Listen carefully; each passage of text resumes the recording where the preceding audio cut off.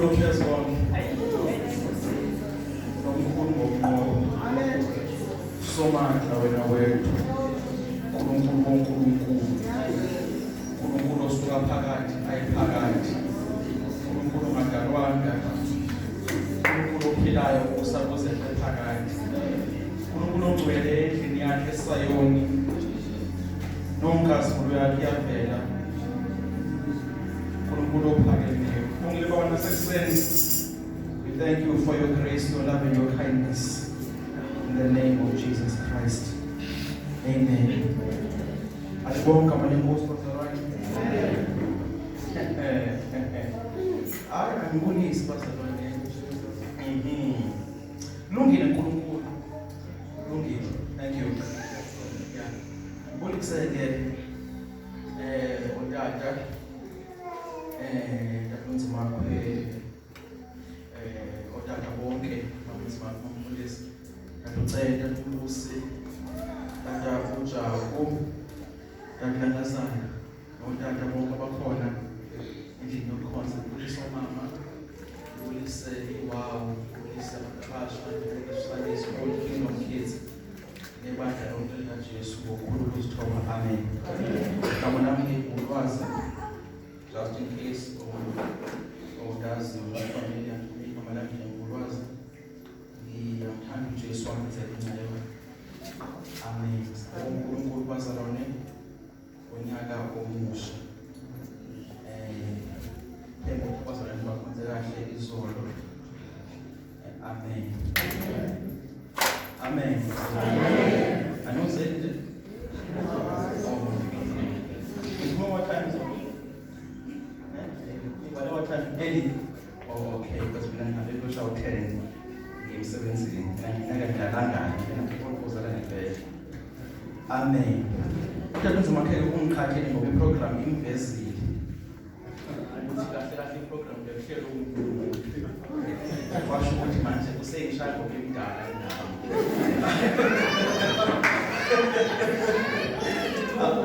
Yes, kusengishaya lokho. Siyambonga ke bazalwane uNkulunkulu.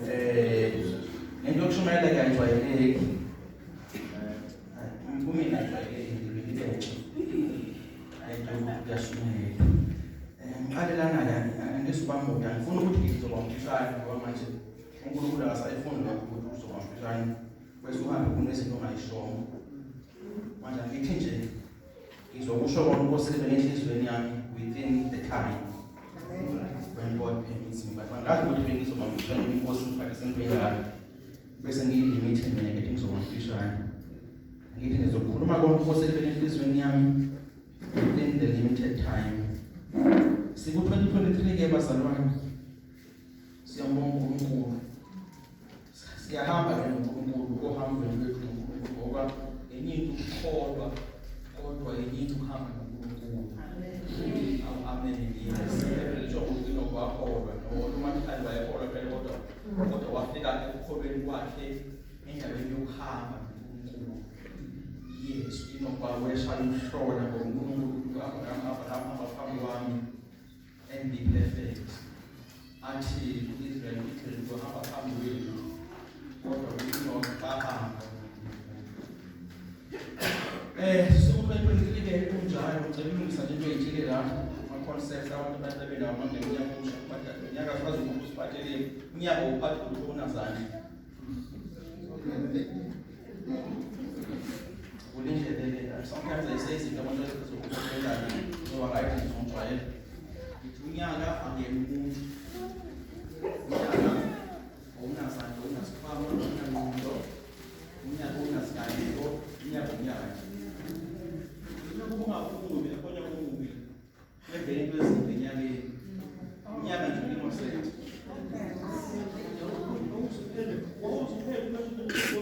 Washa unyaka. Angicathi ekhala la tshela umntana 25 unyaka wazi ushawa izinto ezinyakeni. Usemlibo isengona ingozi kune-activity emkhathini edala ingozi ebangezise.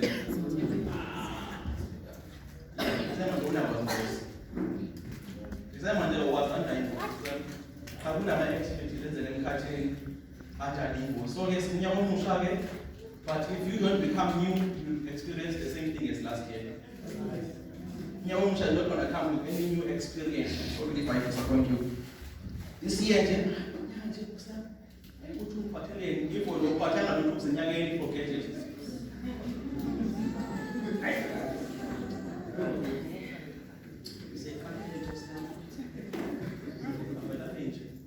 No, if you don't know, a good man out of the good treasure of his heart bringeth forth good things. It never said a good man waits for the year. No, a good man out of the treasure of his heart brings forth good things. Which will guard your heart. From out of it are the issues of life.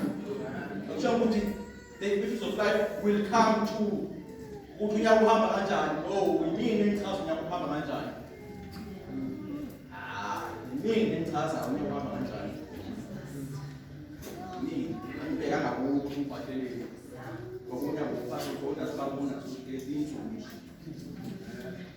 this year, I'm expecting my life to change. Nothing will change, honey, if you don't initiate the change. If you do nothing about it, you will present the same thing next year, and the other year, until you wake up and you are and you have done nothing in your life. You're waiting for the years to bring things to you. There is no time to play. This is the year to make decisions. This is the year to make decisions. Are you for God or are you for playing games?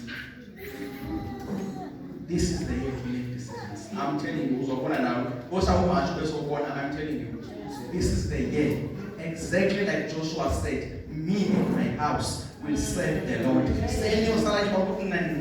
But I have chosen me and my house. This is the year to decide what you want to do.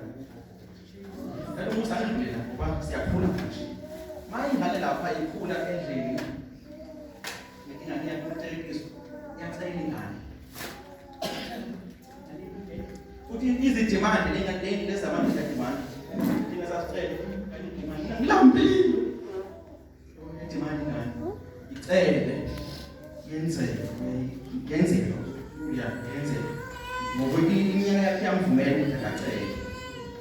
Kodwa ekuhambeni kwakhe nabazali ufika isikhathi kuphele khona ukucela ubese lobekade ecela sisifana abesaya ngithi siyahamba manje korombe esizitha mhlawumbe nalapho iwalk noNkulunkulu siyafika isikhathi sokuthi kumcela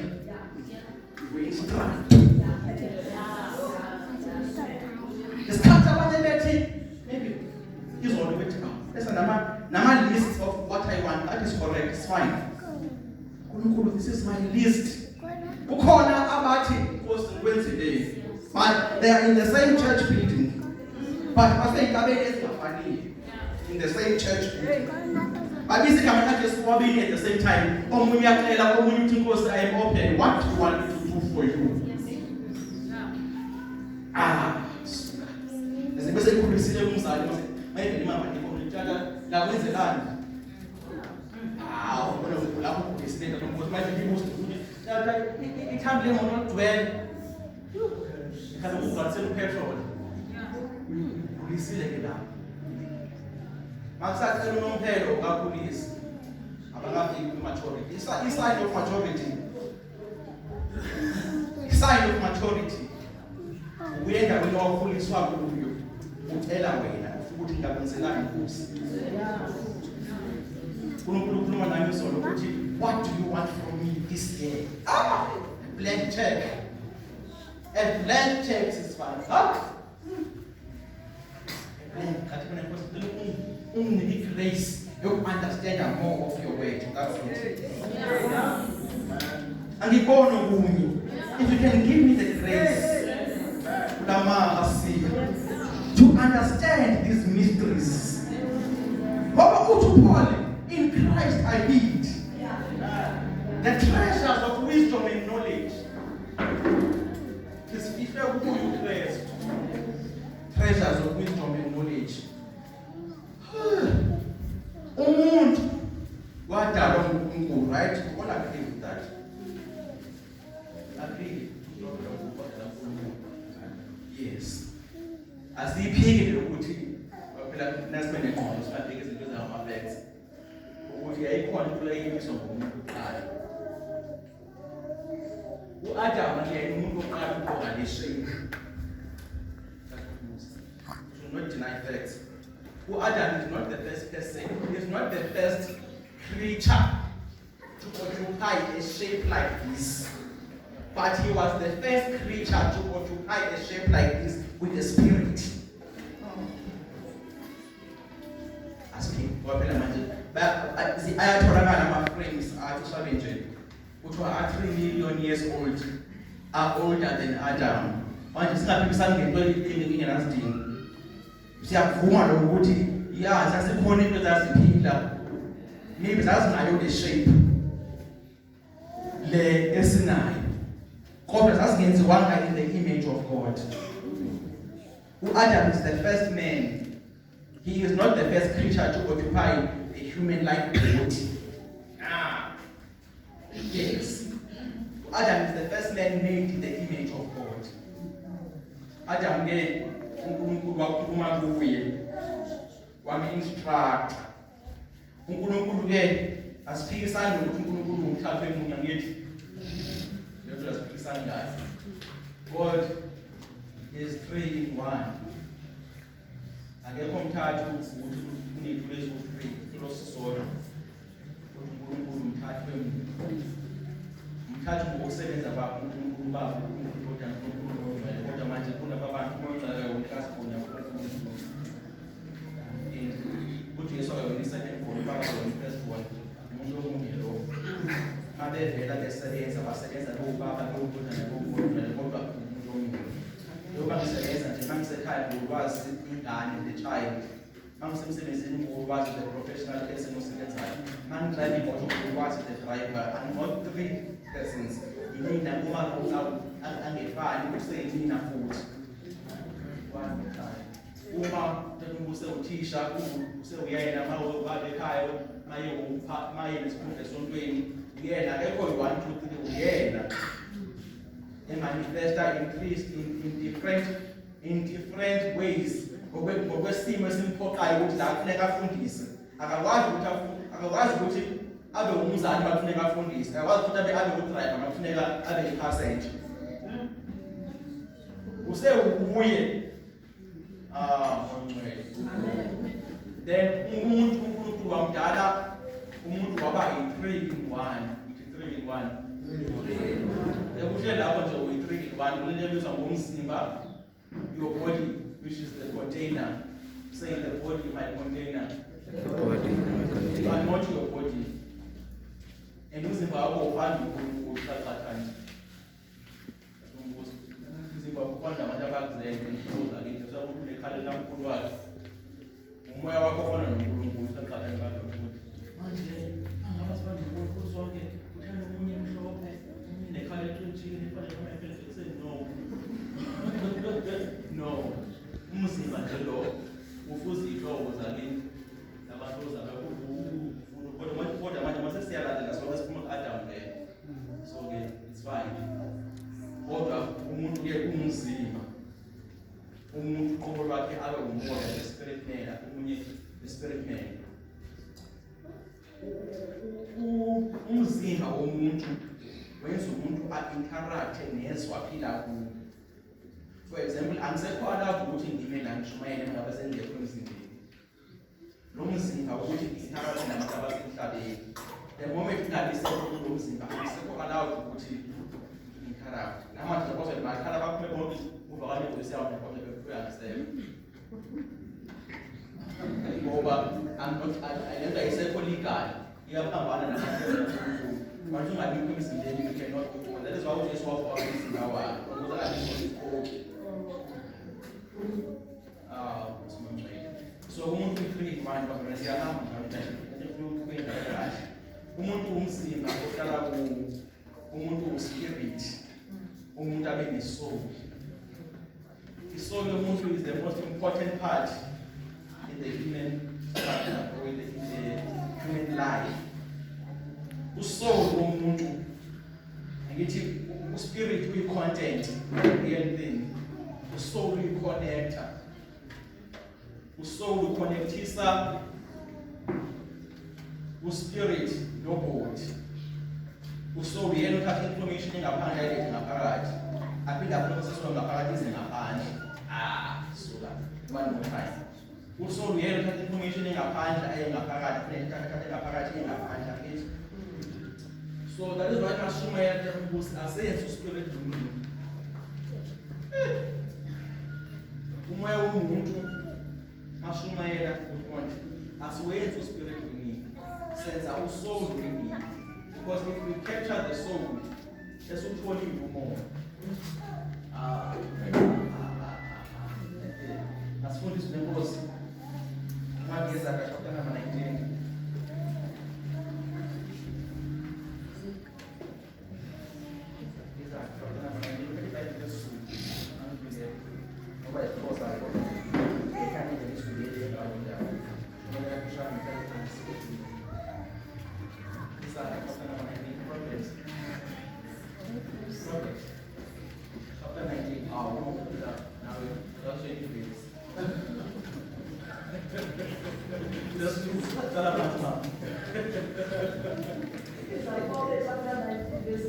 Yes.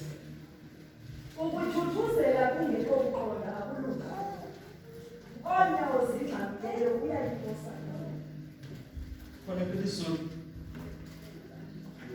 Uthi akulungile ukuba umphefumulo ungabi nabantu. Oshesha ngezinyawo uyaduka. Okay, yeah.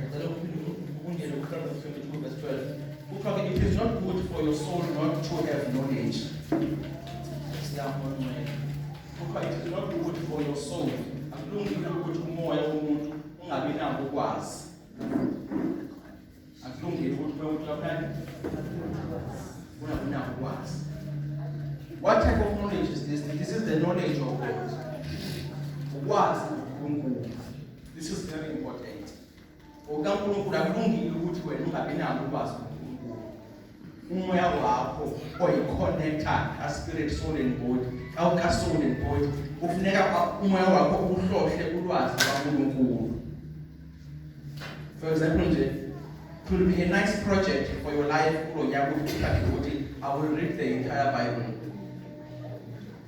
Kube i-resolution yakho ukuthi this year I will read the entire Bible.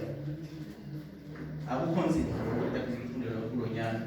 Awuma bafuna i-plan lapho uyithuka ukuthi Bible study for the entire year. What a nice resolution. Kuthiwa-ke akulungile ukuthi umoya womuntu ungabi nako ukwazi.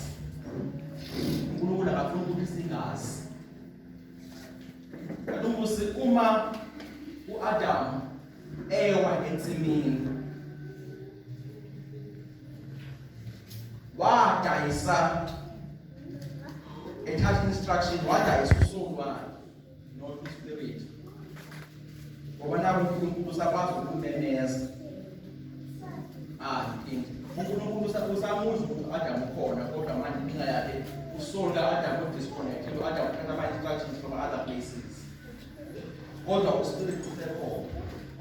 uNkulunkulu akahlali ngememeza uAdam uyamove uspirit wakhe kodwa manje i-connector ewusoul ithatha ama-instructions kwenye indawo. Manje uxhasuyile i-connector ewusoul. Even ingxoxo ezivela kwezinye indawo. That's why uNkulunkulu mayefika kuye uthi uNkulunkulu ubani utshela indaba ukuthi indaba ize ngokutshela. The disconnection ize ngokutshela. uAdam akawusama ngokudla uyiswa i-information yakhe before akhe. One more time. Adam akawusama ngokudla. uNkulunkulu ubani utshela yona. That means the information you received changed your soul.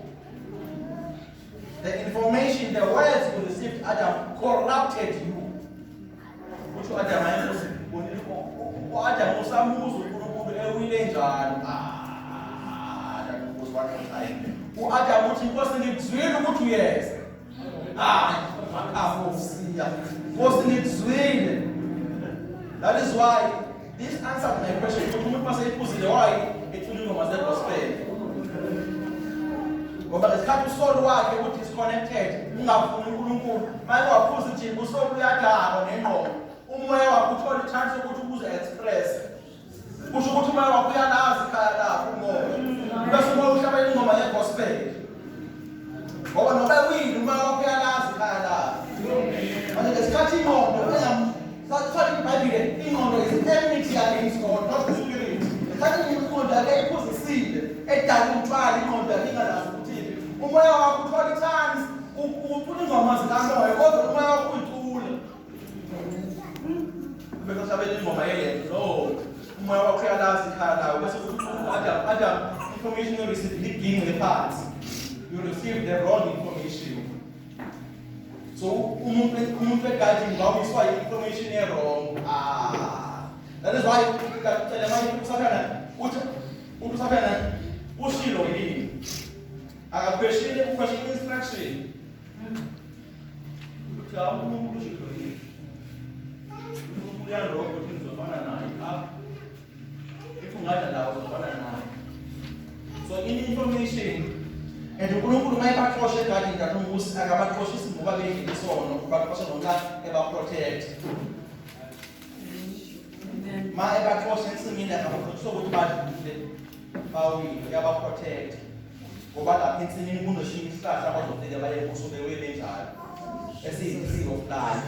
Abese babe yisoni forever. Manje to protect them from eternal sins abaxosha. Yeah. Problem kaNkulunkulu ukuthi makebadla lapha yana sekuphela. Ekasithathe zonawo abantu basenze eternal damnation. Manje siyabaxosha sensimini not because of this reason. Si protect bona from a bigger damage. Because makebabeyabadla lapha kulesi simo, they will become sinners forever. So beqosha egadini baqosha ngoba bethanda. But also time to be not to die. That also time to me, I can't allow them to eat the tree of life. They will become permanent sinners. Adam, while we spoke, before end. Umuntu akawisho wenza uthe senze wawiswa ukuzwa wathi lo wenza wabe seyindele hamba phansi uthe seyidla nje manje uNkulunkulu uthi akulungile ukuthi umphefumulo wakho akasho ukusiphila. It is not okay for your soul not to have knowledge. Uyinkinga mawungenalo ulwazi ngoba uzoba nolwazi lwezinye ezinye indawo. Uthi uJesu ekhathi ngizogcina kuyofika abantu abayodukisa ngemfundiso. Lwathi ngutshumayela. Uthi ngizofundisa 1 + 1, what is the answer? 1 + 1. 2 + 3. 5. 7 + 3. 10 - 1. Which in Jeremiah 17:9.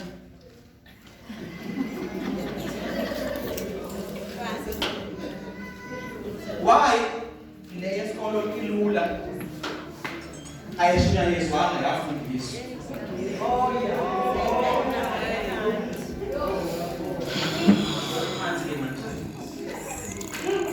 Uthisha esikoleni akajulange ekushuma yezinets. Keyboard kayingekho. Ama-emotions ayingekho. Manje wazi ukuphendula ukuthi 1 + 1. Ukuthi ukusama ngisazi ukuthenene 1 + 1 kanene ngokubona no automatically la une-calculator program la engene ngemfundiso. Manje ngathi kubala sekushuma yezinto eziningi singakufundisi uzokuba nolwazi oluningi lwenyama kuba sekungalungi ukuthi ungabi nayo knowledge of God. Ukwazi ukubhala imibhalo kaBusi umuntu uba ne-knowledge ngenyama eningi awudokotela kodwa phela kusho ukuthi kuyamotha ulwazi. Amphinda une-knowledge ukuthi ukwazi wenzani kodwa manje awazi ukunqoba ugwayi ngoba wazi ukuthi umenzani. Ubebesazi ukuthi wenzekani lapha ubhema. Inkinga knowledge yakhe anayo ayikwazi overcome addiction. Udinga enye knowledge higher than le ayifunde esikolweni. And futhi umuntu efundisa udokotela ufunda emzimbeni owodwa ngoba imizimba iyafana.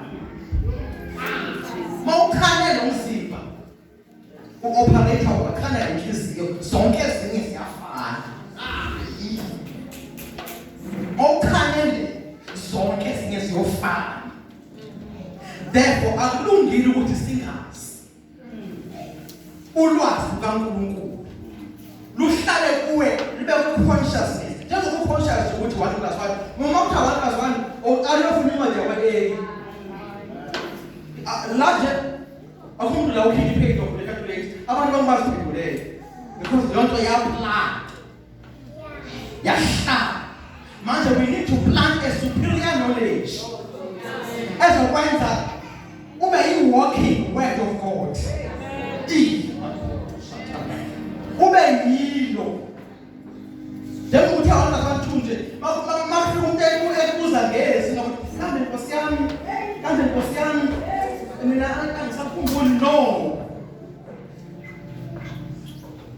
Kungabi umzabalazo lento. It's not supposed to be umzabalazo. Musu Jesu ebambe noSathana entabeni abona umzabalazo yakhe. uJesu unqobe ngencwadi yaYehova Deuteronomy. Not incwadi eyiningi kaMusa. They are conversation kaJesu nesitha. uJesu wayinqoba ngencwadi yaYehova Deuteronomy. Zonke ama-answers akhe aphuma kule ncwadi. Manje uthi uNkulunkulu akulungile ukuthi singazi. Nambuzo uZakariya baba kaJohn usesingeni right. Yathandaza. Ongeke kuleya ndawo kunesono. Akho sono lapha esingeni. In the Holy of Holies there are no demons. That's the presence of God. But look what will happen. uZakariya ufikelwa ingelosi. 20 message there is ithi unkosikazi wakho uzokhulelwa akho sono la. According the presence of Holy God. Ngesikhathi ethi unkosikazi wakho uzokhulelwa ube nengane. Waphendula knowledge egcwele emphefumulweni kaZakariya ukuthi umuntu omdala kanjani akhulelwe. Le knowledge ayiveli kuSathane. Akekho uSathane la. Ukhona lenkosi la. uZakariya nengilosi. uZakariya wathi wangayitholi ingane ebangiswa usoul wakhe on information. Yes, ethi masomdala uthola. Engeke uSathane. Impi isikuye ebangisana nengilosi. Ingilosi iphinda uZakariya Holy of Holies ongakwazi ukwamkela inkosi kaNkulunkulu. Emindawo yazo akakwazi ukuzamkela ngokukhupha lolunye ulwazi oluthi 1-40 iklokhu yakwaBiological ayikuvumeli. Yacishe yabuyela muva ingelosi. Engeke uSathane makholwa. Impikisano iphakathi inside Zakariya. Umoya wakhe ufuna ukuyamkela imessage. Kusho ukuthi i-connector soul une-knowledge ecindezela uspirit. Akekho uSathane la. uZakariya uphikisana naye. Unempikisano ngaphakathi kwakhe. Yenza ingelosi uNkulunkulu vele ukumfaka ungakhulumi. Ungcono vele ungakhulumi manje kuba phela manje angikwazi ukubele emuva nalengane ezulwini. And listen, why engakhulunyiswa? Your words will abort God's process. Amagama akhe ayingayi-abort leya ngane. Manje kufuneka athule ngoba une-unbelief kodwa uwumpriest. Uwumpriest, uyi-senior priest. Kodwa une-information kuye engaphelele. Uphikisa uNkulunkulu ekhuluma naye amadimoni engekho. Hayi bazalwane. Kodwa abamunye uthuleke manje masekunje. Thule ngoba phela manje emotional process ngamazwi awazi ukuthi zingaphi into abazimosha wena engekho usathana. Kuwena namazwi akho. Ayibanje ngoba phela manje lokho umsana uthuliswa la ngoba manje uyena ozobulala lento. Uzoyiceda ibulale ingane engekho usathana uyena ekhuluma iunbelief egcwele kuye. Manje akulungile ukuthi umuntu abe njani. Angazi abe empty. Uthi umangcwele kalungu uthi umangcwele uma ama-achievements wakho ka-2022 physical only you achieved nothing. If all your achievements for the last year were all tangible things, you have achieved nothing. Because if you were to die today, you will leave those achievements down. Therefore, if you had no spiritual achievement last year, I am almost to say that year was a waste. Because all the things you got are not eternal. Into itholile zonke from God are not that was no. Waba obedient to God. Or for many years, obedience. Why should we obedience long enough without getting to abundance? Or was you obedient long enough? Ungaphumeli kwintaba ye-abundance. But intaba ye-abundance ingaqabanisa noNkulunkulu. Mawufike kungenalwazi. uNoah wabakhumkhumbi yahamba iminyaka in obedience. Waphambana noNkulunkulu kwi-abundance. Ma kakucele uNoah amanzi uzamthola uphelile. Amanzi engekho. Ma uNoah efuna umkhumbi washo ukuthi imdike yonke amagrebhisi abantu abashonile amafako onke sekubawaka abasekho abantu waba ne-abundance of things uNoah wa-ona into eyiningi eziboniswa ukulalela kodwa kuwo ukulalela lokho wadaka waphuza kwi-abundance ebekade right obedience waphuza wadaka ephuza kwi-abundance wabese wenza into ngisho uNkulunkulu akangazakwazi ukuyenza uqalekisa omunye umuntu. God himself could not curse Adam. uNkulunkulu uqalekisa yonke into around Adam akakwazi ukumqalekisa yena. Uqalekisa umhlaba ngenxa yakho. Uqalekisa into ngenxa yakho. Kodwa akakwazi ukumqalekisa yena. uNoah wenza into that even God could not do. Eyenza esuke kahle. Ebumthobelele uThixo. Baphambana mayephumele entweni eyiningi. Kulula ukuthi ungeze inkonzo yethu basolemo lezo-5.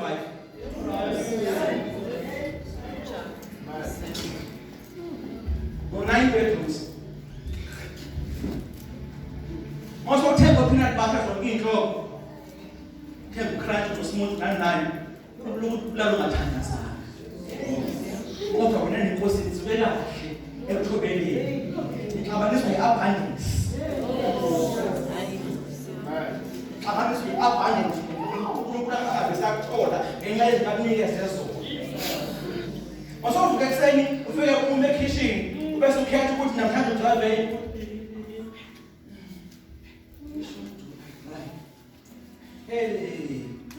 unyaka ungaphela ungafastanga. Ukumhlonipha kwaNkulunkulu sibona monawo amaninzi kodwa simlalele. Ulapha nomusa uNkulunkulu oliphi mongenamali. Awusuka. Ulapha. Manje ungena nemali ukuthi eclinic mawugula ekhanda. Get them to go out.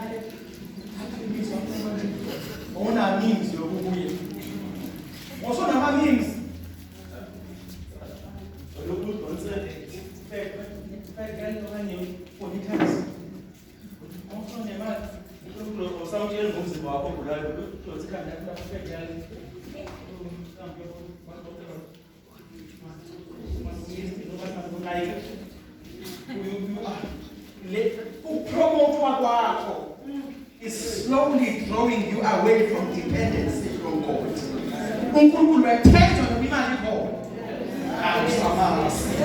uNkulunkulu wethenjwa. uNkulunkulu sinethemba zikhona indlela zethu zokuzenzela.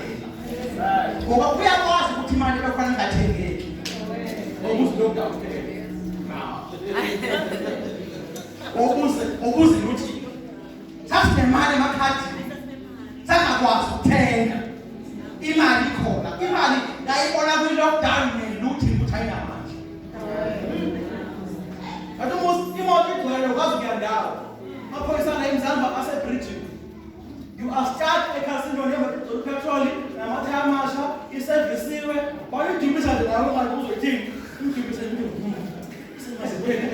unezinto kuphele ukuthi uzenjoy. Kodwa wasawuthi bakho. And I don't know, maybe it's me. uNkulunkulu enamtho enjani lockdown. I can tell you stories. uNkulunkulu lockdown. uNkulunkulu lockdown. Ngithi ke akulungile ukuthi umphefumulo ungabi nalo ukwazi. Masothi.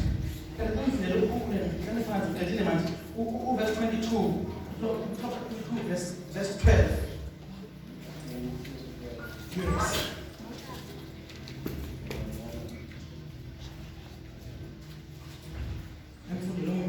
Verse 12 now in English. Amehlo kaJehova anaka onoKwazi. Ayingekho uyachitha amazwi okulezayo. Uthiwa amehlo kaJehova yamnaka umuntu onoKwazi.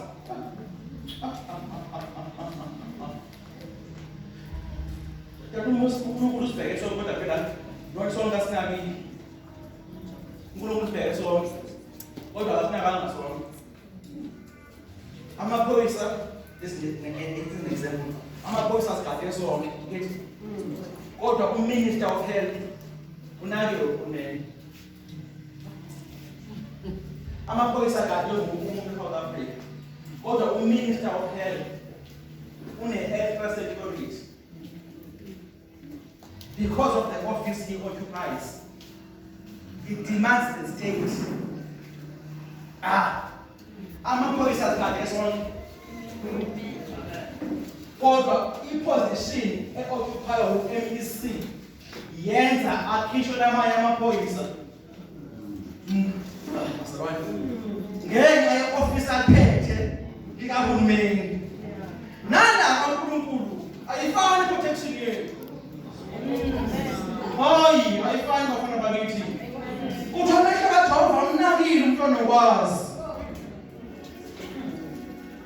Mawuna nolwazi oluthile amaZulu athi mnakeni lwamuntu 20% zezulu ngizwe ukuthi uNkulunkulu usololufathana ngoJehova. uNkulunkulu uyena oqala indaba kaJehova. Sisokufathana uzele ngenyiko laphezulu. Isikhathi wayesakwazi ukuya ezulwini manje akasakwazi ukuya. Abantu bakusashini basengena ngoJesu. That time was ukuya ngoba bayingena ngoAdam ngithi phela. Isikhathi uAdam Eva wathatha igunya lakhe. One more time. Isikhathi uAdam Eva wathatha i-access namandla akhe negunya lakhe ukuthi uAdam aconnected nezulu. Manje lwambeni useyakwazi uvela ngene ezulwini nge-authority kaAdam. uJesu wafika wathinta ama-rocks. Manje akasakwazi ukuvela ezulwini. Yes. I've heard about that. So the time was answered and you know that time that I was again. My again, I mean, my mother, uNkulunkulu yabuza uvela ukuthi uvela. uNkulunkulu uyena osusuthayo.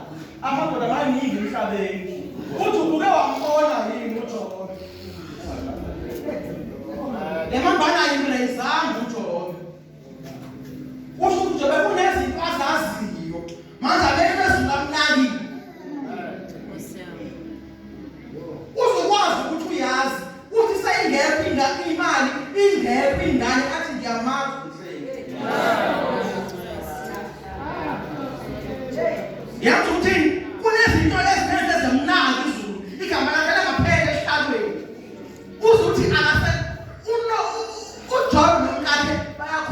bobabini sibheka ukuthi phela uJobe wayengakholwa ngoba bayikholwa ngoba washo ukuthi wayengenalwazi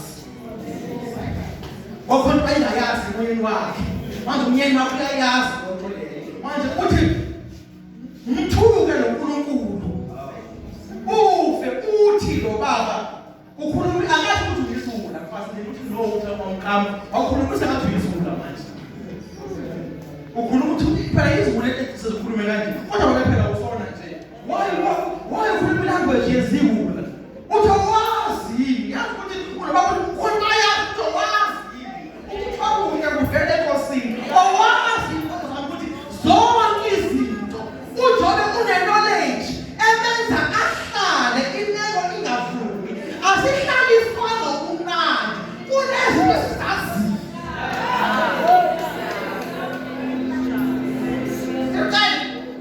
siyashonelwa sikhona kusho ukuthi khona sazi esikwenza ukuthi ukhaya usondele ngakuye manje akulunganga ukuthi wena ungabi nalo ulwazi ngoba uzokhakelwa indawo ungenalo ulwazi uzabuza ukuthi uNkulunkulu lelele asiyibuze lo uNkulunkulu lelele asiyibuze lo mbuzo uNkulunkulu lelele kwenza kanje sibuyela kuye siphoxeke sinjalo hayi basebenza mina ngiyakhaza ngiphoxeke the audio prayers answered but uNkulunkulu umkholela into kakucela uyikhona uze ukuthi abana le kanye umsebenzi angipromotion ukhona bese thatha umuntu ukhabela amadlozi thatha lapha kwakho futhi aqashwa promote usala ukuthi wazini nawo into zokugcina ukwazi manje akulunganga ukuthi ungazi usengozini ukuthi uhambe uyokhonza kwezinye indawo ukosha ukuthi wazi manje uNkulunkulu akasiprioritize ukuthi ungene ukuthi ingazi ngoba umonza amehlo ayamlunguza umuntu kodwa manje bakucela yonke lento yenzeka kusobo umuntu uyahluka ngoba usobo uye kusobo onena ngoba phela ingqondo ihlala lapha kusobo newini ilapha kusobo nama-emotions alapha kusobo manje uma unosobo ungazi uzoqasa ukhuluma inhlamvu umzalwane Umphefumulo 42 I'm done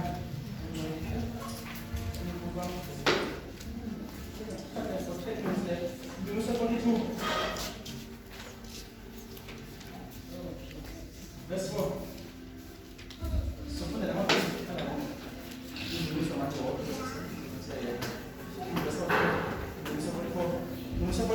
verse number 42 verse number 4 on 10 Ngiyakukhumbula lokhu sithulule umphefumulo wami phakathi kwami imali kaCela umphefumulo anayishi phela ayithululi into engalayishi ithi ayithululi into engalayishi uthi lapha umoya wakho uthulule umoya uyathwala amagqubu ahlala emzimbeni akahlali kuspirit ahlala kusoul ama-records ahlala kusoul manje usoul uyathulula wenziwani usoul ungahambi kuselide ungathululani uzogula uzoba nenzondo uzoba nabantu angabakhulumisi ngoba phela manje wena uthulule kuphela iveki into eqhubeka ngesonto kayikhulu namanje uza uyezekile because manje lapha akuyisi akuzokuthwala lo mthwalo ke uze nazi kuze kubeni uyathulula uthulule emthandazweni uthi inkosi ungiphathe kahle bengicela ukuyishiya la kuwe angithandi nje ukuba ngangibulise ngayo manje ngicela ukuyishiya la kuwe sizothulula you pour out Uhana wayengaqabana noEli angaphinda khona ngoba into yashiwo Eli yayikhupha inkosikazi novele enempeni ngezikhubini lo mama kwakhe uhlukunyezwe usister wife wakhe lo abagane naye lapho baba uyamtsikida lo mama unempeni ngezikhumezana uthwele khona mawana ezibona ukuthi lo uthigcwele wathi ake ngiyezini inkosi iBhayibheli wafike wawuthulula madoda wawuthulula wathi inkosi ngiyathuwa ngizothulula wafika uEli uhana ethululile acela lento eshowe Eli ebuhlungu lo yafika empino empty yathi ibuhlungu yangamlimazi ngoba lo mama ethandaza ethi lo baba uyophuza kuzivelile bekufanele if lo mama athululi athi hey Nkosi nazo-ke isuke ekhaya njalo bebengaza kami bethuka uPelina manje endlini yenkosi ungeza kanje endlini yenkosi uNkulunkulu ngibala washo ukuthi lo nkosikazi bona uthululile uzofika ufike la uyende ulinde uqhubeke esontweni wosiza ukuthula wasiza ukuthululwa wafika la i-offense can come from anywhere. You are not immune from being offended in church, I'm telling you now. But what will you uze akumuziphi response yakhe ukuthi incikukazi yakho usathi I am still under you nokungithuka ukuthi ngisidala uthi incikukazi yakho hayi ukuthi ithwele hayi ukuthi iphuzile ithulule enkosini ukuthi ngizophungula la ngigcwele into ezingiphathanga kahle kodwa leyo ishila wena if because engathulanga ukuthi ukudibana nomuntu uthi wena ube nebhalo ukuthi benaye ngathulanga akhiphele kuwe inhlelele ekwendawo uthi manje akathululi ngihlangene naye esipha ngambulisa kahle wenkosi wangenzani ebengathulanga manje unolaka lwakwakhe lwasemsebenzini alikhiphele esifaka ukhesha ungenzanga lutho ngoba yena akakwazi ukuthula uzalama ukuthula manje wangaphathi vele bengathi kuvuleke isihoko athukanise bengathi ngavele ucashe bengathi umazi akakwazi ukuthulula uma ungathulula uzomhlamba lapho Jesu verse 6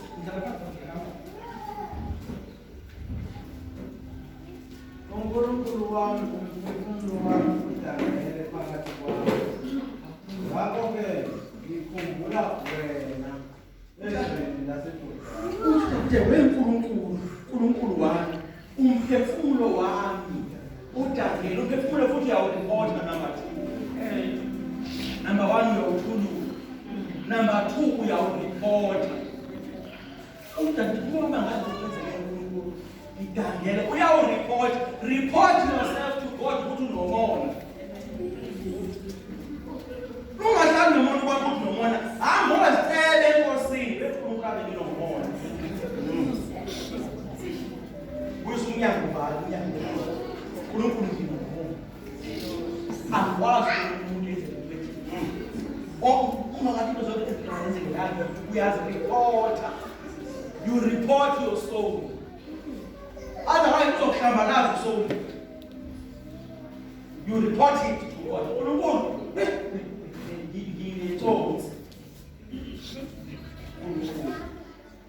nginethonsi mase ngishintshile ukuthi uNkulunkulu awusazi ukuthi ifesi afuna uNkulunkulu Nkosi ngisize kulesi isimo sami.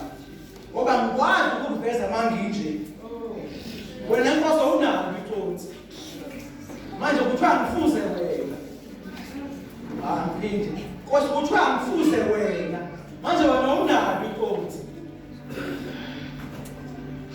Umshort tempered ayilokho lenza kwenza umzamo wami kwenza ukuthi i-taxi inze umkuba ayihlande ngapha. Taxi the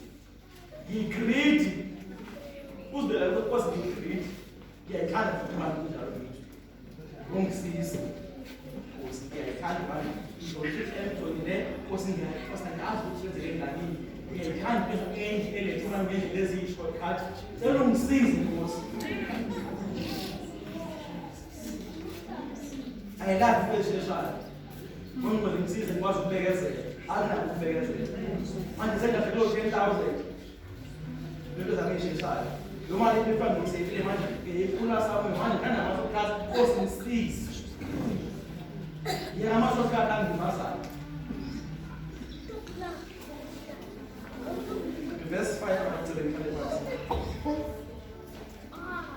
Verse 5. Yebo kuba udangala umphefumulo wami. Uyaluze phakathi kwami nawe. Methembe uNkulunkulu ukuba ngizakudumisa ngokungisindisa kobuso bakhe. Continue with similar. Umphefumulo wakhe awushumayeza.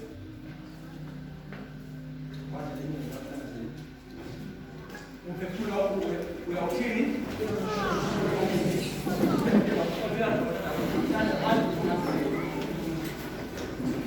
Kanje asindile. Uthi wemphefumulo wami. Hey! Mbonga uJehova. Sukhalaza manje kuthena namhlanje wakhalaza manje. Uthi umphefumulo wami. Uze adaba kuSpm 103. Uthi my soul. Umbonga uJehova. Bathi ungalibali. Umphefumulo kwenza ulibali. Uthi ungalibali impatho yakhe. Usolo kwenza ulibali. uNkulunkulu enza into ezingaka. And masokhohliwe ukhohle uflathele. Into ezinkulu ezingaka. Ukhohle encane. Ulahlo usolo lwakho ongamshumayezi ongakukothi enothululi.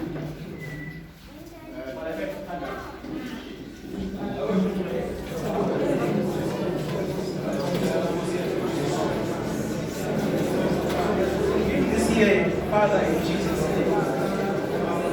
Ngosizathele nomphefumulo wethu.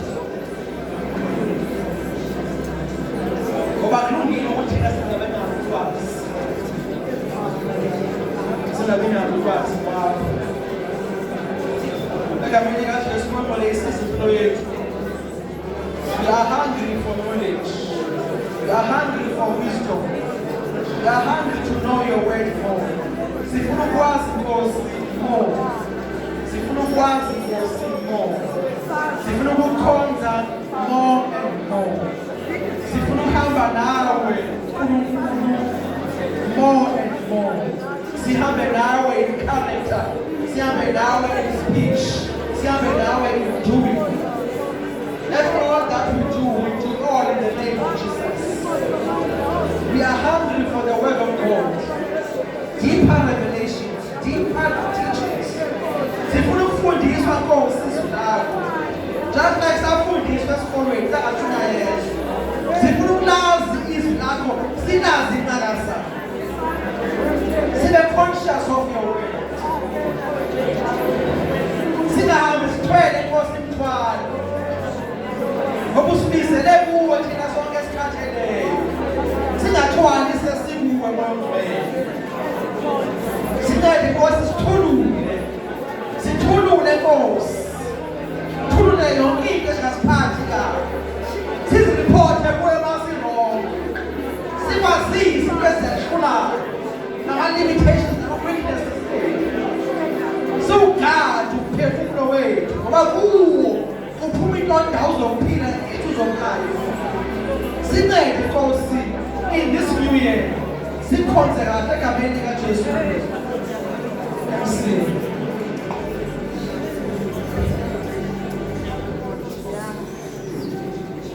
Thank you. God bless you.